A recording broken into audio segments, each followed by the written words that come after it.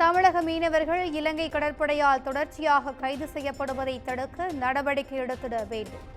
மத்திய வெளியுறவுத்துறை அமைச்சர் ஜெய்சங்கருக்கு தமிழ்நாடு முதலமைச்சர் மு.க.ஸ்டாலின் கடிதம்.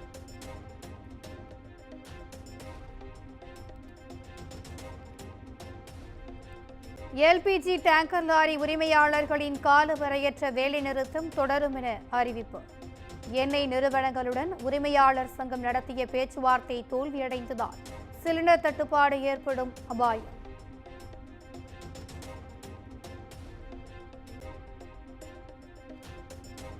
சட்டப்பேரவையில் வக்பு வாரிய சட்டத்திருத்த மசோதாவை முழுமையாக திரும்பப் பெற வலியுறுத்தி தனி தீர்மானம் நிறைவேற்ற முதலமைச்சர் மு.க.ஸ்டாலின் முன்மொழிந்த நிலையில் பாஜகவை தவிர அனைத்து கட்சிகளும் ஆதரவு.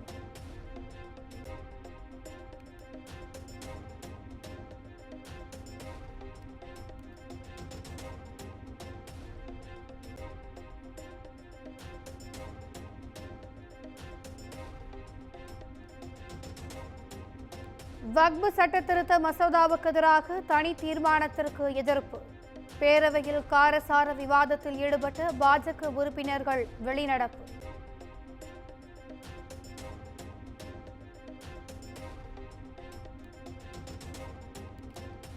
சட்ட விதிகளை மீறி செயல்பட்டதாக 4 கவுன்சிலர்கள் பதவி நீக்கம். சென்னை, தாம்பரம் மாநகராட்சிகளில் 3 கவுன்சிலர்கள் மற்றும் உசிலம்பட்டி நகராட்சி தலைவரின் பதவிகள் பறிப்பு.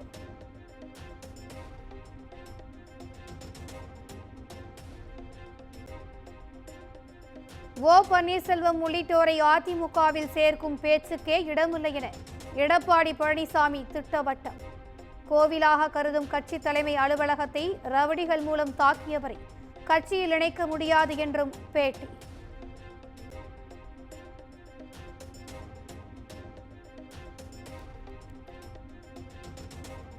அதிமுக பொதுச் செயலாளர் பதவியிலிருந்து எடப்பாடி பழனிசாமி விலகினால் நல்லது, விலகாவிட்டால் அவமரியாதையை சந்திப்பார் என்றும் ஓ பன்னீர்செல்வம் பேட்டி.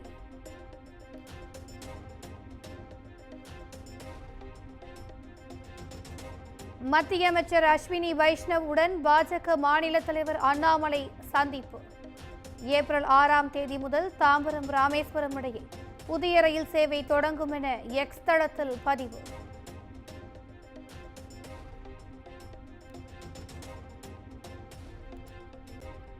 நூறு நாள் வேலை திட்டத்தில் தமிழகத்திற்கு நிதி தராத மத்திய அரசை கண்டித்து திமுக சார்பில் ஆர்ப்பாட்டம்.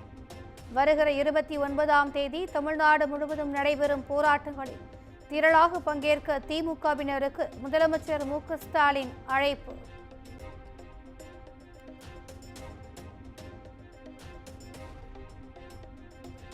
சென்னை, சேலம் உட்பட 8 இடங்களில் சதமடித்த வெயில். அதிகபட்சமாக வேலூரில் 104 ஃபாரன்ஹீட் வெப்பநிலை பதிவு.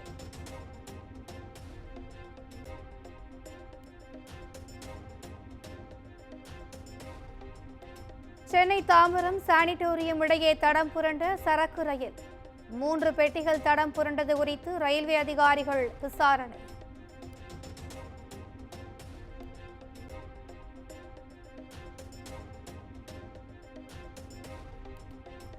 நெல்லையில் மெட்ரோ ரயில் திட்டம் தொடங்க உகந்தது அல்ல என சாத்தியக்கூறு அறிக்கை. நிதி சுமை காரணமாக திருச்சியில் அடுத்த கட்ட நடவடிக்கைகளை பின்னர் தொடர கொள்கை விளக்க குறிப்பில் தகவல்.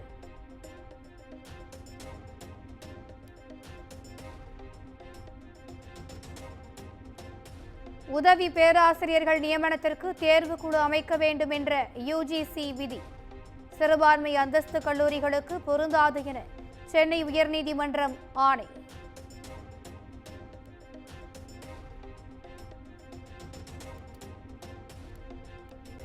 நாளை தொடங்குகிறது 10ஆம் வகுப்பு பொதுத் தேர்வு. சுமார் 9 லட்சம் பேர் 4113 மையங்களில் தேர்வு எழுதுகின்றனர்.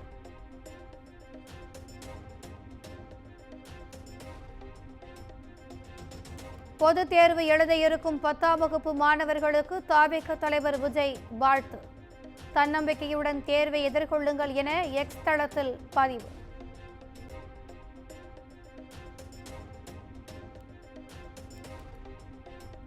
தமிழ்நாட்டின் இரண்டாவது பல்லுயிர் தலமாகிறது திண்டுக்கல் காசம்பட்டி வனப்பகுதி.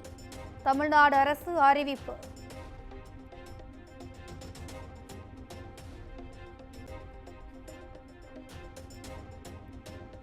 தனக்கு எதிரான நில அபகரிப்பு வழக்கை ரத்து செய்ய கோரி அமைச்சர் மா சுப்பிரமணியன் தாக்கல் செய்த மனு நாளை தீர்ப்பளிக்கிறது சென்னை உயர்நீதிமன்றம்.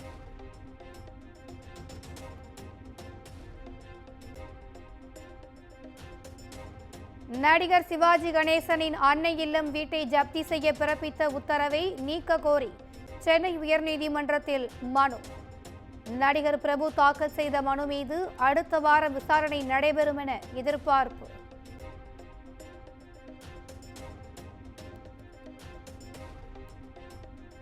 இசையமைப்பாளர் இளையராஜாவுக்கு அரசு சார்பில் ஜூன் 2ஆம் தேதி பாராட்டு விழா. முதலமைச்சர் மு.க. ஸ்டாலின் சட்டப்பேரவையில் அறிவிப்பு.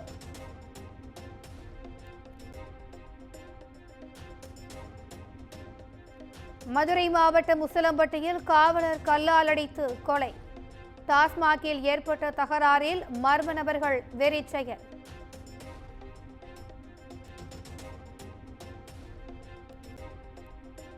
வேங்கை வயல் விவகாரம் தொடர்பாக சிபிசிஐடி போலீசார் விசாரணை முழுமையாக இல்லை என்ற குற்றச்சாட்டு. சிபிஐ விசாரணைக்கு உத்தரவிட கோரிய மனு தொடர்பாக பதிலளிக்க தமிழ்நாடு அரசுக்கு சென்னை உயர்நீதிமன்றம் உத்தரவு.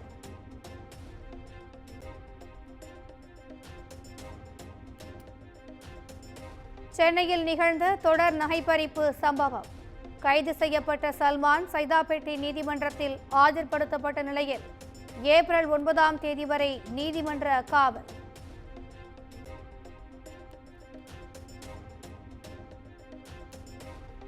சென்னை மண்ணடியில் 3 வயது பெண் குழந்தையை கழுத்தை நெரித்து கொலை செய்த கொடூர தந்தை கைது. மனைவி மீதான சந்தேகத்தில் கொலை செய்ததாக பரபரப்பு வாக்குமூலம்.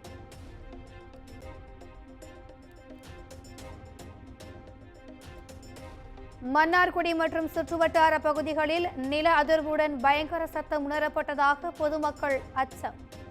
இந்திய விமானப்படை வீரர்கள் பயிற்சி மேற்கொண்டதால் சத்தம் ஏற்பட்டதாகவும் அச்சப்பட தேவையில்லை என்றும் ஆட்சியர் மோகனச்சந்திரன் விளக்கம்.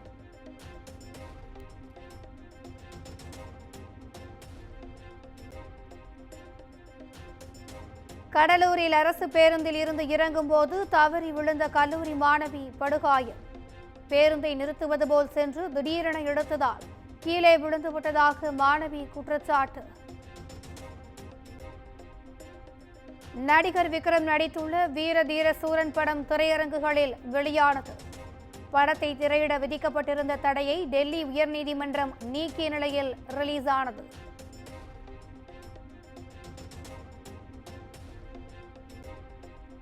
சென்னை எழும்பூர் ரயில் நிலைய அலுவலர்கள் அறையில் தீ விபத்து. தீயை அணைக்கும் பணியில் தீயணைப்பு வீரர்கள் தீவிரம்.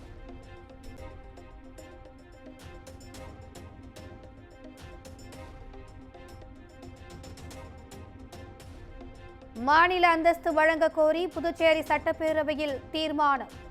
உறுப்பினர்களின் விவாதத்திற்கு பிறகு தீர்மானம் ஒருமனதாக நிறைவேறியது.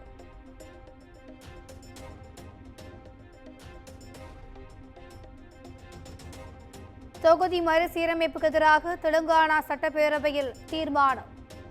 எல்லை நிர்ணயம் குறித்து மத்திய அரசுக்கு தெளிவு இல்லை என முதலமைச்சர் ரேவந்த் ரெட்டி குற்றச்சாட்டு.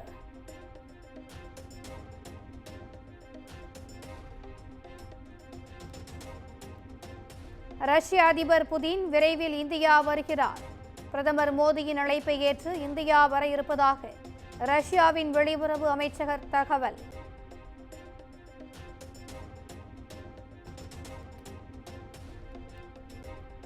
சென்னை சூப்பர் கிங்ஸ் சுழற்பந்து வீச்சை திறமையாக எதிர்கொள்வோம். சேப்பாக்கத்தில் போட்டி நாளை நடைபெற உள்ள நிலையில் ஆர்சிபி பேட்டிங் பயிற்சியாளர் தினேஷ் கார்த்திக் பேட்டி. குமுதம் மற்றும் தமிழ்நாடு மின்சார வாரியம் இணைந்து வழங்கும் சிக்கனமும் பாதுகாப்பும் யூஸ்ஃபுல் டிப்ஸ். மின் நுகர்வோர் சேவை மையம். மின் கட்டணம் தொடர்பான சந்தேகங்கள், இலவச மின் இணைப்பு குறித்த தகவல்கள், பழுதடைந்த மின் கம்பங்கள் அல்லது பில்லர் பாக்ஸ் குறித்த தகவல் தர, மின் இணைப்பு பெயர் மாற்றம் குறித்த சந்தேகம், இவை அனைத்திற்கும் 9497 9497 என்ற எண்ணை தொடர்பு கொள்ளவும்.